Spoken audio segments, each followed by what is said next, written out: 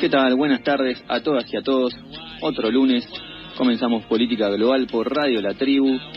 Bueno, el mundo es un vampiro, como bien cantaban los Smashing Pumpkins al comienzo de esta canción. Uno de los clásicos de la banda, Bullet with Butterfly Wings. Bueno, no solo un vampiro y muchas cosas peores más también, pongan el calificativo que quieran. Lamentablemente tenemos que seguir refiriéndonos a uno de los conflictos que ha marcado en parte a este programa de política internacional que iniciamos en La Tribu, justo un 7 de octubre de 2023, hace 8 meses aproximadamente, el mismo día que Hamas lanzaba ese ya consabido masivo ataque en Israel que provocó unas 1.300 víctimas aproximadamente y que luego escaló en esto que actualmente estamos viviendo, un genocidio a cielo abierto, bueno, con datos catastróficos, muy trágicos. En este contexto de genocidio que nosotros abiertamente planteamos, que está habiendo en la Franja de Gaza, actualmente, bueno, parece estar escalando el conflicto hacia el vecino de Israel, del Líbano, que siempre ha habido intercambio de cohetes, de escaramuzas allí entre el ejército de Hezbollah, entre la milicia de Hezbollah en el Líbano, que opera desde allí con apoyo de Irán, y bueno, una milicia chiita que opera desde el Líbano. Pero bueno, en los últimos días había una escalada importante. De hecho, el Estado sionista israelí ha amenazado con convertir al Líbano en la próxima Gaza. Hoy no está conmigo mi compañero Valentino Micheli Sarkisian, anda medio pachucho, le mandamos un abrazo grande. Bueno, ya comenzó el invierno, ya volvió el frío a la ciudad de Buenos Aires, así que hay mucha gripe, mucho virus dando vuelta. Recuperate pronto y te esperamos el lunes que viene. Pero acá tenemos en el banco de suplentes, siempre ahí dispuesto, a un amigo de la casa, también un periodista colega que ha estado como invitado también en otras ocasiones, Alexis Velázquez. Lo pueden encontrar como El Druso en Twitter. Bueno, él es experto justamente en todo lo que es conflictos bélicos armados de todas las partes del mundo. Así que sobre este tema vamos a estar charlando con él. ¿Qué tal, Alexis? ¿Cómo andas? ¿Todo bien? ¿Cómo estás, Alex? ¿Todo bien? Muy bien, muchas gracias por tu presencia. Bueno, lo hicimos precalentar así de último momento, 15 minutos que trote, y lo metimos a la cancha. Bueno, esta nueva escalada en Medio Oriente, en un contexto político interno, que no es positivo para el premier Benjamín Netanyahu, con muchos conflictos internos abiertos, muchas marchas masivas contra él. Se le ha abierto un flanco interno también, ha disuelto este famoso gabinete de guerra que había armado en coalición con otros partidos, ha tenido divergencias con el propio Estado Mayor del Ejército. El propio vocero del ejército israelí, Daniel Hagari, anunció que jamás, la idea de destruir Hamás es inviable, es imposible. Hamás es una idea, es un partido, está arraigado en los corazones de la gente. Quien piense que podemos eliminar a Hamás está equivocado, anunció el propio vocero del ejército israelí, contradiciendo abiertamente al premier Benjamín Netanyahu. Bueno, ¿cómo ves esta escalada entre Israel y el Líbano, Alexis? Bueno, en los últimos... en realidad ya es algo, no un secreto, sino ya básicamente Estados Unidos sabe que la situación no da para más y Israel ya plantea una invasión terrestre al Líbano, con el objetivo de llegar hasta el río Litani. ¿Sí? Este sería el sur, serían 2 gobernaciones. Básicamente sería a mediados de julio lo que espera Estados Unidos. No sé si dio la luz verde como todos dicen, pero creo que las negociaciones entre Hezbollah e Israel no va a haber. El objetivo sería el siguiente: las fuerzas de defensa de Israel, con 3 divisiones, lanzarían un ataque desde, primero, la gobernación de Nabatille, o sea, cruzarían el muro, y otros ingresarían por las granjas de Sheva en los altos del Golán. A partir de ahí también habría un avance desde la armada israelí desembarcando al sur de la ciudad de Tiro, lo que generaría un enfrentamiento directo no solo con Hezbollah, sino con otras milicias, y a la vez con el ejército libanés. Las Fuerzas Armadas del Líbano y el gobierno en Beirut dijeron que un ataque israelí ahora sí sería una línea roja y se involucrarían en el conflicto por el cual hoy en día no participan. ¿Qué es lo que está pasando? Israel bombardea posiciones de Hezbollah y otras aldeas en el sur, pero que en los últimos meses se empezó a extender a otras zonas lejanas al conflicto en sí, que son en el valle de Bekaa, al norte del Líbano. Aparte también de otros ataques en Siria. Ahora, lo que uno plantea, ¿Israel invadiría Siria? Bueno, esto no parece viable, no solo porque sería abrir otro frente, sino porque también hay puestos rusos en la gobernación de Quneitra, en la frontera con los Altos del Golán. Lo que eso no significaría que aumenten los bombardeos en medio de una invasión al Líbano. Bueno, sí. De todas formas, esto que vos marcás, que bueno, es una de las hipótesis que se plantean, ha habido varios líneas rojas que se han cruzado, que siempre decían, bueno, si Irán ataca a Israel es una línea roja, y bueno, pasó, Irán atacó a Israel, recordamos esos misiles que lanzaron, que fueron todos prácticamente neutralizados, no causó mayores daños, uno presume que eso estuvo de alguna forma consensuado, que no fue un ataque imprevisto, que era una represalia que sí o sí tenía que hacer Irán después de lo que fue el ataque a su sede diplomática en Siria, donde Israel atacó abiertamente una sede diplomática, un consulado iraní, que se considera territorio iraní. No podía quedarse de brazos cruzados frente a ese ataque, era una humillación que a todas luces no podría someterse este gran león dormido que dicen que es Irán, qué sé yo. Bueno, lanzó una serie de cohetitos, ahí quedó, decía no, escalará la guerra como siempre, se mete Irán, se mete el Líbano. Esta vez, ¿vos ves la posibilidad de que realmente se abra esta posibilidad, que se concrete, o va a ser unos fuegos de artificios más dentro de lo que es este conflicto que ya lleva 8 meses? No creo que Irán entre directamente en el conflicto si Israel invade Líbano, sino sería justamente entre Hezbollah y las milicias. A ver, Hezbollah, aunque no parezca, es una guerrilla, pero con armamento ya pesado. Tiene lanzacohetes, tiene sistemas de defensa aérea, tiene misiles antitanque guiados, todos suministrados por Irán justamente. Claro.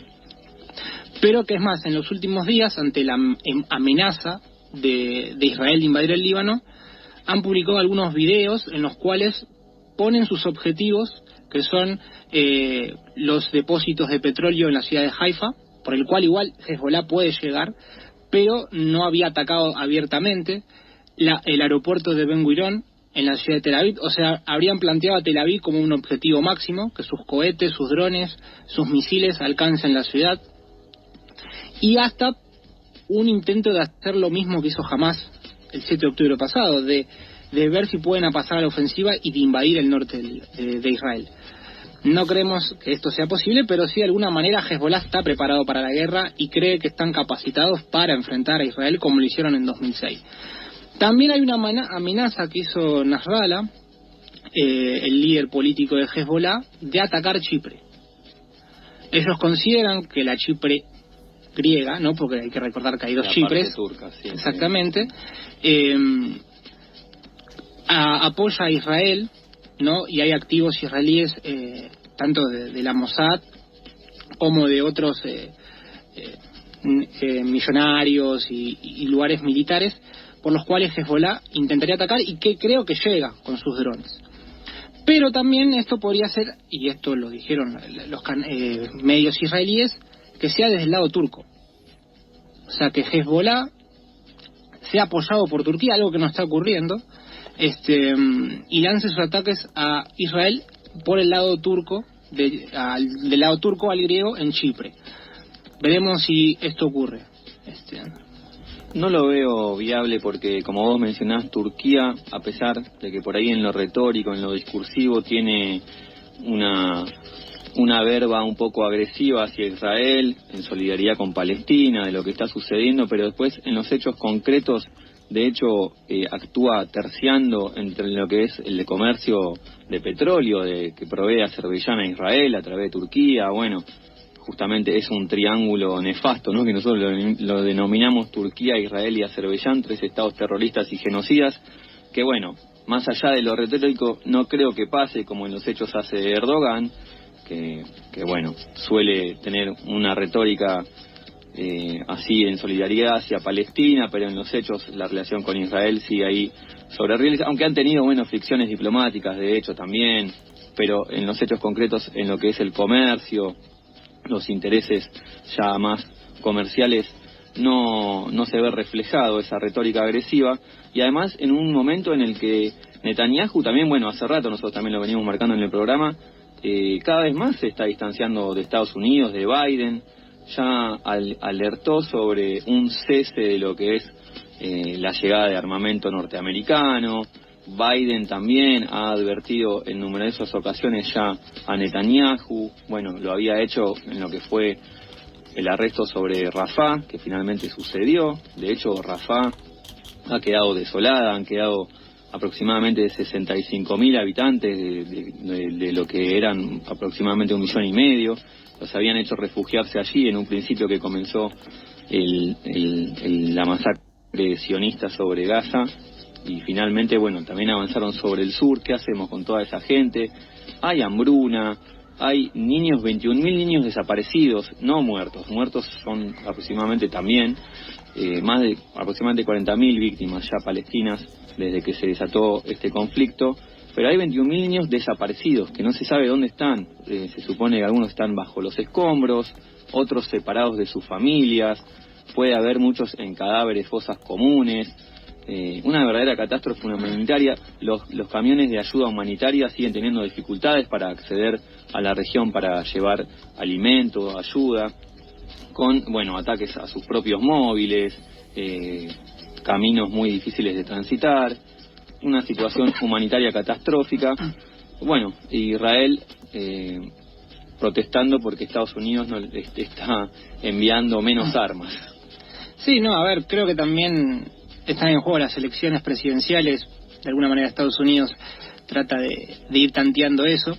En cuanto a Rafah, la situación a las fuerzas de defensa de Israel se le está complicando, a pesar de haber tomado el corredor Filadelfia, o sea, cortando el paso entre Egipto y Palestina.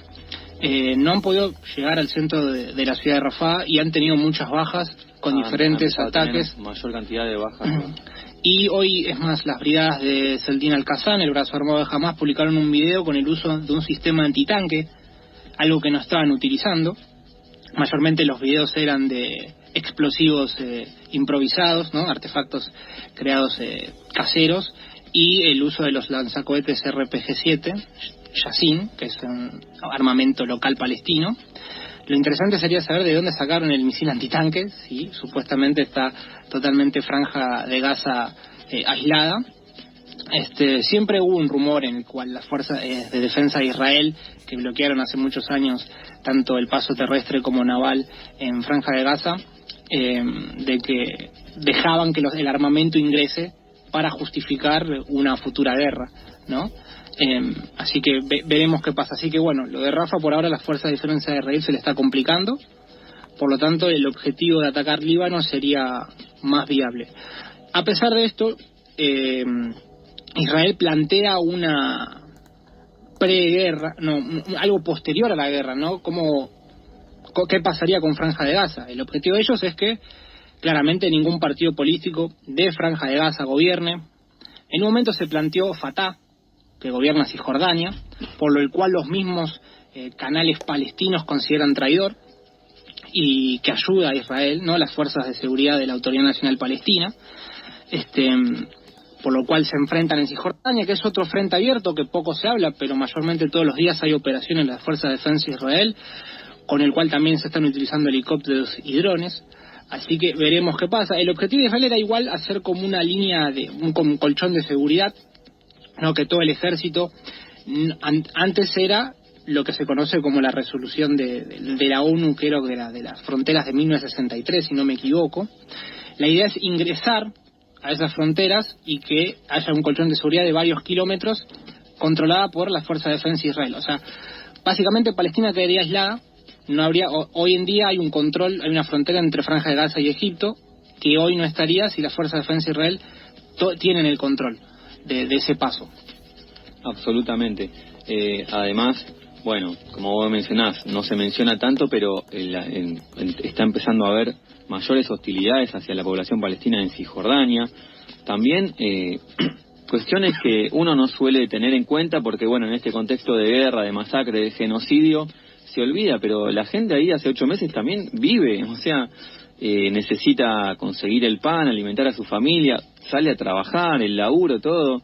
Sigue habiendo, digamos, cotidianidad, la vida de las familias palestinas, y en este sentido también hay aproximadamente un 80% de desempleo actualmente en Gaza, en la franja de Gaza, números inéditos que no sucedían, bueno, desde la guerra de 1967, prácticamente, bueno, la totalidad de la población laboralmente activa está desocupada, no tiene trabajo, no tiene empleo, depende de esta ayuda humanitaria que encima tiene dificultades en acceder. Y bueno, como siempre mencionamos los únicos y grandes beneficiarios, no los únicos, pero los grandes beneficiarios de todos estos conflictos armados del mundo, que son la industria armamentística. La propia ONU ha denunciado a un grupo de expertos de esa entidad internacional que la transferencia de armas y municiones a Israel puede constituir graves violaciones de los derechos humanos y del derecho internacional humanitario a las propias industrias armamentísticas, que pueden estar cometiendo este delito, probablemente incluido el de genocidio, como la ONU ya viene advirtiendo casi desde el inicio de esta masacre. Bueno, como ya sabemos, la ONU pone el grito en el cielo, pero después no pasa nada. Están las famosas 5 firmas que tienen el derecho de veto que anulan cualquier posibilidad de acción realmente democrática en esa institución. Pero bueno, ha advertido entre ellos a las grandes firmas armamentísticas, BAE Systems, Boeing, Caterpillar, muchas de ellos muy grandes, General Dynamics, Lockheed Martin, Northrop Grumman, Oshkosh, no es la marca de los 90 acá de ropa, se llama igual, Rheinmetall, Rolls-Royce Power Systems, RTX, ThyssenKrupp, todos estos, bueno, tienen nombre y apellido, son industrias armamentísticas que, bueno, se están facturando millonadas con todo este conflicto, esta masacre con la sangre de los palestinos. E incluso también advirtió a las instituciones financieras que invierten en estas empresas armamentísticas que también podrían estar cometiendo el acto de complicidad en un genocidio. Bueno, numerosas firmas, incluidas, bueno, grupos de fondos buitres que aquí conocemos bien, como BlackRock, Bank of America, bueno, numerosas entidades allí que figuran financiando a esta industria armamentística. Nosotros, bueno, desde aquí una vez más proclamamos por el cese de este genocidio, bueno, una condena internacional a Israel, que se haga un bloqueo comercial, todas las acciones necesarias para detener este genocidio, y nos vamos a ir al corte escuchando a una amiga de la casa, desde que comenzamos el programa el 7 de octubre, que nos tocó. Nunca pasan así bombazos tan grandes a nivel de política internacional, siempre más o menos son los mismos temas. Un hecho así que da vuelta todo el panorama no suele suceder. Nos tocó justo el primer día, y ya desde allí nos acompaña nuestra querida Yadia Mansur, palestina, ella de origen palestino-británica. En este caso está acompañada por la gente de 47 Soul y por Fetzila, una canción que se llama Border Control, justamente, obviamente, haciendo alusión al sistema de apartheid, a estos grandes muros que hay en la Franja de Gaza, el sistema de apartheid que hay en Cisjordania. Vamos a escuchar este tema que está cantado en árabe, en inglés y en castellano, y vamos a un corte y enseguida regresamos con más política global.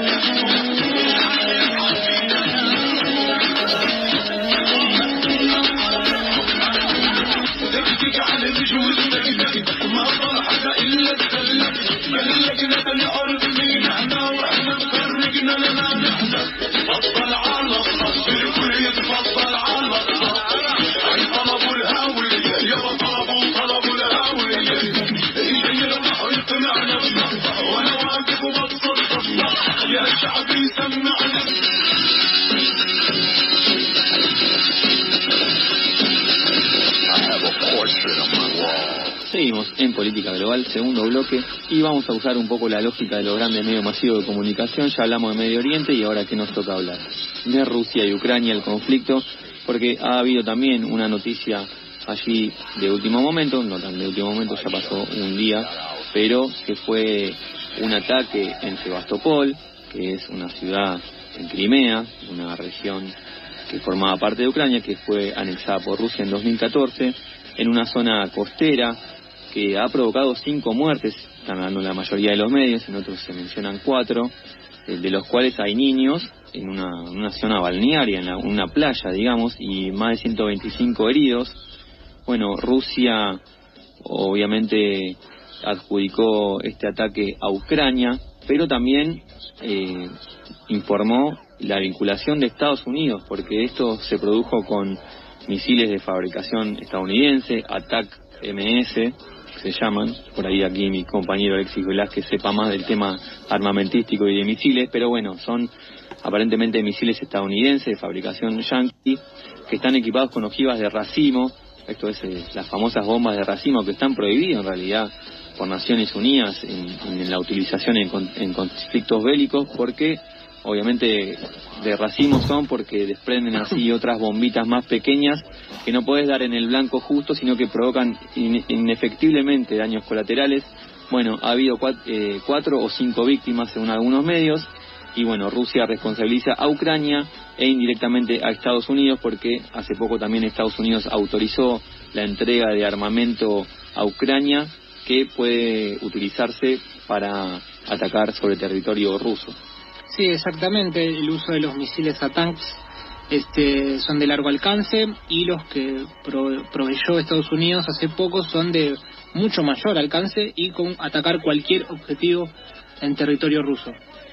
Es más, lo que se está mencionando hace unos minutos de un posible derribo de un dron por el que, para más o menos entender esto, Ucrania ataca a Rusia del lado de Crimea o en Rostov del Don u otras partes de Rusia o en las bases del Mar Negro con la ayuda de drones y satélites no solo de Estados Unidos sino de otros países miembros de la OTAN.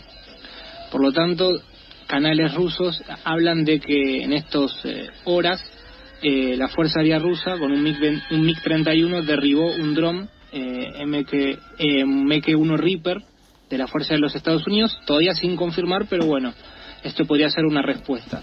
La realidad, más allá de si es verdad o no del derribo del dron, es una forma de escala por parte de no solo más de Ucrania, no, sino de la OTAN o de Estados Unidos, de escalar en el conflicto, sabiendo que hoy en día las Fuerzas Armadas de Ucrania es muy complicado que avancen en el terreno. Bueno, ahora vamos a hablar un poco de eso, ya que no tienen la cantidad de soldados suficientes, y el objetivo hoy en día sería, dañar y atacar lo más que se pueda a Rusia con el uso de estos proyectiles, sin saber o ver cuál será la respuesta de Rusia, ¿no? De atacar objetivos estadounidenses o atacar objetivos ucranianos, muchos más altos, ¿no? Como todavía nunca logró, creo que nunca fue el objetivo de matar a Zelensky o altos mandos militares ucranianos. Así que veremos cuál es la respuesta de Rusia al respecto. Pero bueno, es un paso más a la escalada de conflicto que estamos viendo en Europa Oriental. Así es. Sin embargo, también en este conflicto no muchas veces han abierto la boca diciendo que hay líneas rojas que no vamos a permitir, pero después no terminan metiéndose. La OTAN también amagó varias veces ya, si bien desde un principio en un principio no permitía a Ucrania atacar territorio ruso. Después, fue cediendo un poco en este terreno, entregó estos misiles que vos mencionás de largo alcance, pero el propio Macron en determinado momento insinuó la posibilidad de que la OTAN se involucre directamente en esta guerra, pero no parece estar sucediendo. ¿Por qué ahora en este momento esto escalaría? ¿Ves alguna ventana ahí de trasfondo político que pueda involucrar a la OTAN en este conflicto en este momento? Bueno, varios países, no solo Francia, sino también los del Báltico como Estonia, tenían planeado desplegar tropas no para pelear directamente con los rusos, sino desplegarlas en otras partes de Ucrania y utilizar a esos soldados ucranianos que se encuentran en las bases que estén peleando en el frente. Esto significa por la falta de tropas, ¿no? Como venimos diciendo. Creo que más allá de la OTAN me parece interesante la involucración de otros actores en el conflicto. Y bueno, de la semana pasada, el acuerdo entre Rusia y Corea del Norte, en el cual creo que se hizo más visible, ¿no? El apoyo de Corea del Norte con el uso de suministro de proyectiles, de artillería y municiones a cambio de alimentos, ¿no? Ese es el acuerdo entre Corea del Norte y Rusia, pero me parece que involucraría otro tipo de armamento mucho mayor, como lanzacohetes o otras armas. Y esto hace que Corea del Sur, que es uno de los países con una industria armamentística muy poderosa, que suministra sobre todo a Polonia con mucho armamento, ¿no? Polonia cambió su armamento viejo soviético, o mismo de la OTAN, por el surcoreano, en empezar a suministrar a Ucrania, aunque ya lo venía haciendo con mayor cantidad de armamento. Más allá de esto, creo que en realidad es prueba de armas. Las guerras hoy en día, tanto la árabe-israelí, digo yo, porque la involucración de varios países en esa zona, o la de Europa Oriental, es justamente probar armas, no solo las comunes, sino el uso de ingreso de la robótica a la guerra. Me parece que esto creo que es la escalada. No solo es la OTAN, sino la involucración de otros actores en el mundo. Claro, y como vos mencionabas, Corea del Sur, a raíz de la visita de Putin a Corea del Norte, analiza el envío de armamento a Ucrania y cambiando la política histórica de Corea del Sur hacia Rusia, abiertamente ya metiéndose ahí en un conflicto, en un terreno de disputa con Rusia, si le llega a enviar armamento efectivamente a Ucrania. Bueno, la visita de Putin ahí a Corea del Norte, por este intercambio que decías vos de armamento por alimentos, bueno, también firmaron ahí un acuerdo de correspondencia mutua, ¿no? Sí, defensa mutua. Y bueno, esto provocó esta alerta de Corea del Sur a raíz de esa visita, una visita, bueno, donde vimos imponentes encuentros, desfiles militares, charlas pomposas, todo esto que estamos acostumbrados a este tipo de autócratas que son casi de otra época, ¿no? Y que bueno, por el otro lado, tanto la población rusa como de Corea del Norte, bueno, pasando los padecimientos que padecemos la mayoría de los países, la mayoría de la población de los países, pero bueno. Políticamente opuestos, porque muchos creen que el pensamiento de Putin es el mismo del de Kim Jong-un, o las formas políticas es todo lo contrario. No, de comunista no tiene mucho Putin, que digamos. Sí, y Kim Jong-un no sé cuánto vaya a tener tampoco, más allá de lo que se proclame el régimen. Creo que el comunismo y capitalismo murió con la caída de la URSS. Todo lo que vino después es una vendida de humo por parte de la política internacional. Hoy creo que es más, todo se mueve por intereses geopolíticos. Hoy puede haber los iraníes, que son unos teócratas, con Venezuela, que son socialistas, y con los rusos, que son de derecha, y así, y van siendo aliados en distintas partes del mundo, que en realidad el objetivo es más que nada influencia de poder.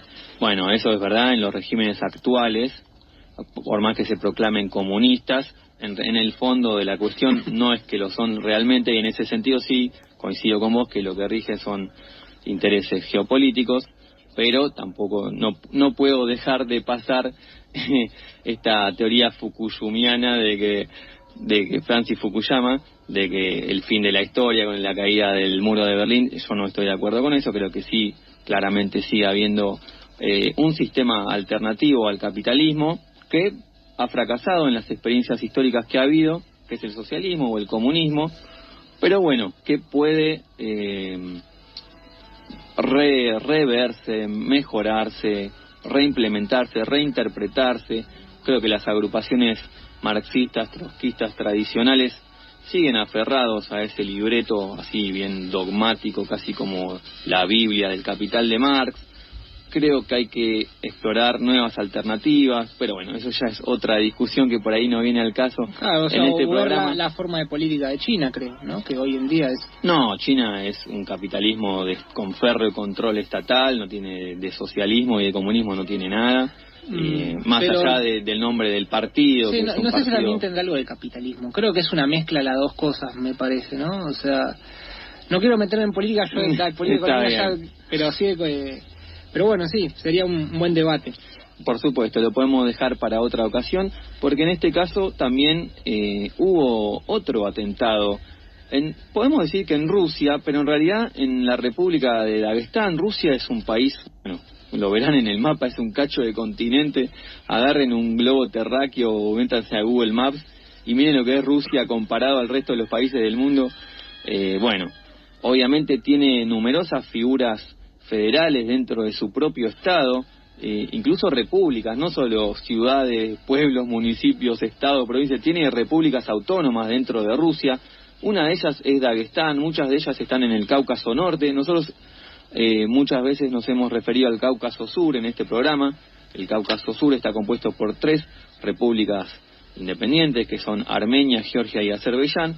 Pero en el Cáucaso Norte hay otras pequeñas repúblicas que forman parte del estado de la Federación de Rusia. Una de ellas es Dagestán, donde ha habido una serie de atentados muy graves que han provocado al menos 20 muertos y 25 heridos. Han atacado a balazos en lugares de culto religiosos, en iglesias ortodoxas y en sinagogas, provocando, y también atacaron a un control policial. Muchas de las víctimas son policías. Abrieron fuego contra estos lugares, un control policial.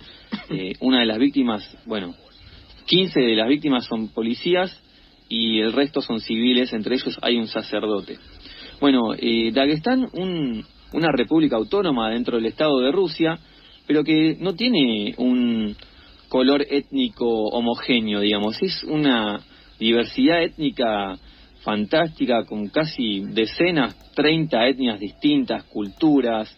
El idioma oficial es el ruso, pero se hablan decenas de idiomas caucásicos, túrquicos, dialectos túrquicos, pero está fuertemente arraigado con el Islam. Y si bien hay una pequeña mínima población judía, por eso había sinagogas, con el tiempo, al radicalizarse el Islam allí, se fueron emigrando de allí y han quedado muy pocos judíos. Pero un crisol cultural muy particular dentro.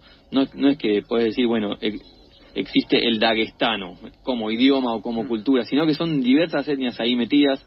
Pero este atentado de último momento con numerosas víctimas dentro de esta república autónoma dentro de Rusia. Sí, Dagestán es más conocida por lo que fue la Segunda Guerra Chechena, ¿no? Una de las causas de la Segunda Guerra Chechena, ¿no? Porque justamente limita con Chechenia en ese momento. Fue en el 99 lo que se llamó la invasión de Alcatraz y Basayev. A Chechenia, perdón, de paréntesis, sí, nos hemos referido en numerosas ocasiones porque nuestro compañero Valentino Micheli Sarkisian, se ha especializado en esa región, así que numerosamente nos ha hablado aquí sobre Chechenia y el mandamás que ha puesto ahí a dedo casi Putin, que le sirve Kadyrov, como Kadyrov, en la dinastía Kadyrov. Así que traemos a colación a nuestro querido compañero Valentino. Sí, saludos a Valentino. El ataque en realidad fue realizado, es muy parecido a lo que hace Estado Islámico, pero todavía igual Estado Islámico no lo reivindicó. Fue realizado no abiertamente, pero parece que haber sido otra vez el ISIS-K, esta rama afgana del Estado Islámico, que también fue el que perpetró el atentado en marzo que hubo en el Crocus City Hall en Rusia, que provocó 130 víctimas en Moscú. Ahí ya un atentado mucho más grave. Aparentemente parecería, no está confirmado 100%, pero parecería ser que también es un ataque terrorista del ISIS-K. Sí, no sé si del ISIS-K o del provincia del Cáucaso, porque una rama del ISIS-K, perdón. Claro, en realidad, para explicarlo bien, el ISIS-K es Jorazán, provincia de Jorazán, que es la rama afgana del Estado Islámico, ¿no? Esta sería la rama propiamente del Cáucaso, que eran ex miembros en su momento de lo que fue el Emirato del Cáucaso, que a la vez viene de la República Chechena de Ichkeria. Estos fueron 6 militantes con armamento occidental, hay que decir eso, que primero atacaron una iglesia y una sinagoga en Derbent y empezaron después a atacar a policías en Majachkalá, en la capital, Majachkalá, provocando una gran cantidad de víctimas. Después fueron neutralizados por la noche por las fuerzas de seguridad rusas en nada más y nada menos que en el distrito, no me acuerdo bien el nombre porque es un distrito, el jefe del distrito, los hijos y el sobrino fueron los militantes que atacaron a los civiles y a la policía. Por lo tanto, después las fuerzas de seguridad rusas, no me sale la palabra, sí, a mí tampoco no te puedo interpretar. Claro, no, sí, ya va a salir. Ya va a salir la palabra.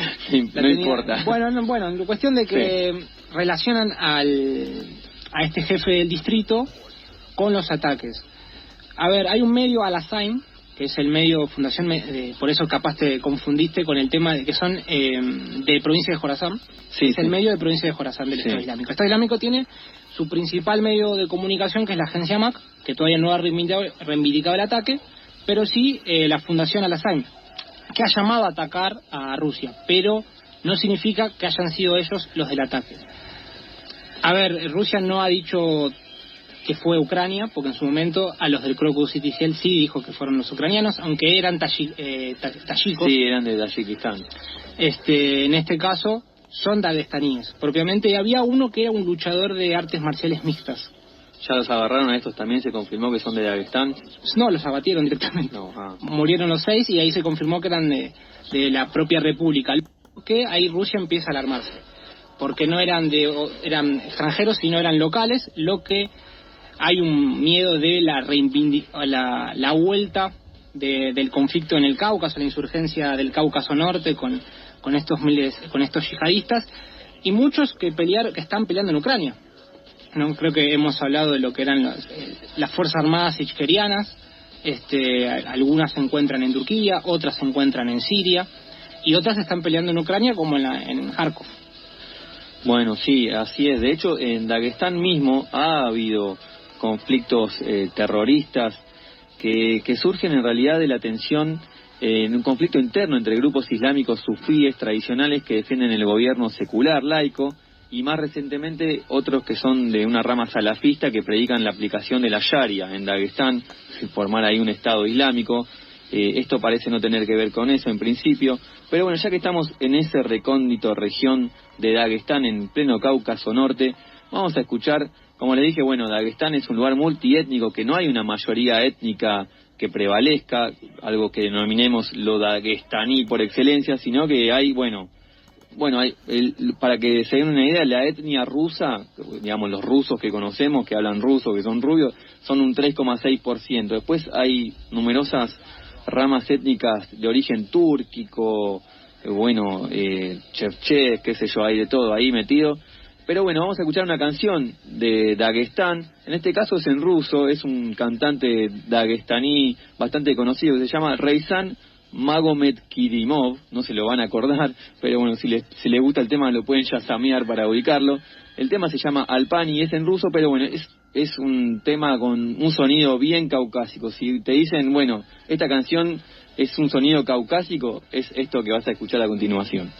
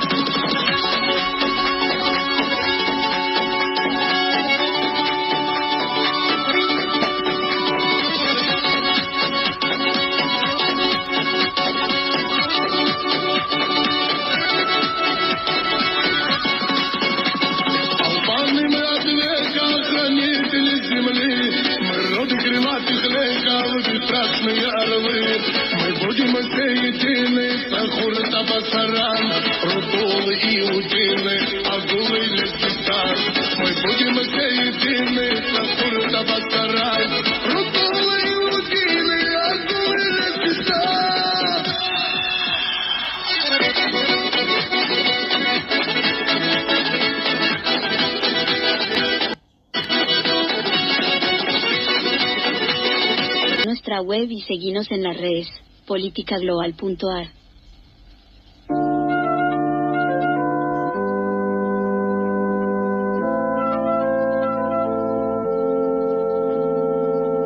Ahí escuchamos la canción de Dagestán. Nosotros ya estamos llegando al final. Simplemente, muy brevemente, vamos a nuestra querida hermana República del Ecuador, latinoamericana, que numerosas veces nos hemos referido aquí en este programa. Creo que es del país que más hemos hablado a lo largo del programa. Para que anunciar simplemente que el único presidente cuya estabilidad emocional y cordura está puesta en tela de juicio no es Milei. También en Ecuador, al propio Daniel Noboa, este presidente que asumió hace poquito por un mandato muy breve de 1 año y medio para completar el del expresidente Guillermo Lasso, que dimitió antes de tiempo, disolvió el Parlamento, convocó a unas elecciones anticipadas. Bueno, hemos tratado ya en numerosas ocasiones el tema aquí.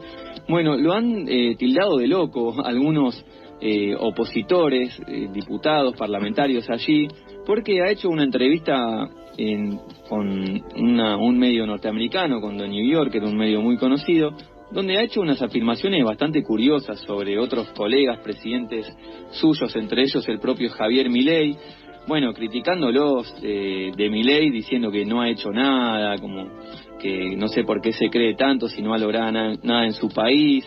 Del presidente de Colombia, también de Petro, dijo que es un snob de izquierda, pero que es inteligente, que no ha logrado nada. Parece como Chilaver que decía, tú no has ganado nada, algo así.